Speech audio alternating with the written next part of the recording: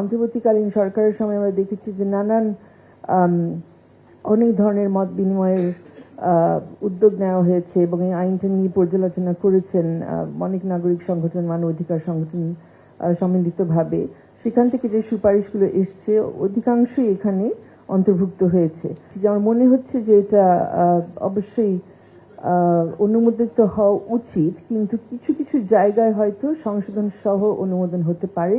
আমার মনে হচ্ছে না যে সেই পথটা একদম বন্ধ করে দেওয়া উচিত। 30 দিন অবশ্যই খুবই অল্প সময়, কিন্তু 30 দিনের মধ্যেও কাজ করা যায় এবং আমার মনে হয় এটা যখন যেখানে যেখানে প্রয়োজন আছে সেটা হয়তো তাদের দেখা উচিত। যে জায়গাগুলোতে আমার মনে হচ্ছে বিশেষ করে কাজ করা খুবই দরকার, আদারওয়াইজ আপনারা দেখবেন যে এই কমিশনও যতই আশা থাকুক না কেন এটা অকার্যকরী হয়ে যেতে পারে।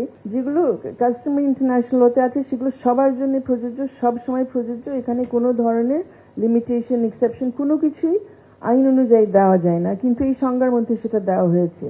আমি বলছি যে এরকম এই মৌলিক জায়গাটা যেখানে মানবাধিকার সংজ্ঞাটা দেওয়া হচ্ছে সেখানে যদি আমরা সংশোধন না করি তাহলে আসলে আমরা নিজেদের হাত পা শুরু থেকেই বেঁধে দিব।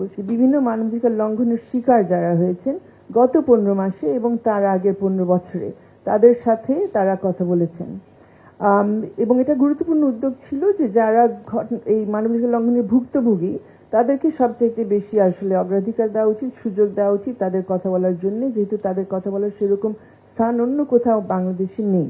যে মানবাধিকার কমিশন মনে করছেন হয়তোবা যে তাদের মূল কাজগুলো হবে, মানবাধিকার কমিশনে যেহেতু অনেকে আছেন যারা গুম কমিশনের অতীতে ছিলেন, তাদের মূল কাজগুলোই হবে গুমের বিষয় দেখা, তদন্ত করা এবং পাশাপাশি জুলাইয়ের যে মানবতা বিরোধী অপরাধ হলো এবং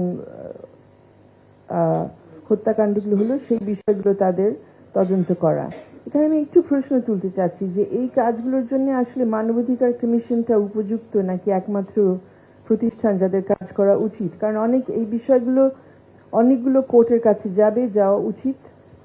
আমার এখনো মনে হচ্ছে যে জুলাইয়ের জন্য আমাদের আলাদা একটি প্রক্রিয়া থাকা উচিত। আমরা কিছু মামলা দেখেছি আইসিটির কাছে গেছে, অজস্র মামলা দেখছি আমাদের বিভিন্ন আদালতে পড়ে আছে, বিভিন্ন পর্যায়ে বিভিন্ন অবস্থানে, সেগুলোতে ভুক্তভোগীরা তো বিচার পাচ্ছেনই না, আরো অনেকে অন্যায় এবং অবিচারের শিকার হচ্ছেন। তারা যদি গুম তদন্ত করতে যান এবং জুলাইয়ের ঘটনাগুলো তদন্ত করতে চান তাদের পক্ষে আর কোনো ঘটনাই তাদের কাছে যাওয়ার কোনো সুযোগই কিন্তু হবে না, এটা অসম্ভব। কারণ এগুলো যে গভীরতা, যে বিস্তারতা, সেখানে এগুলো ধরতে গেলে তারা অন্য কিছু করতে পারবেন না।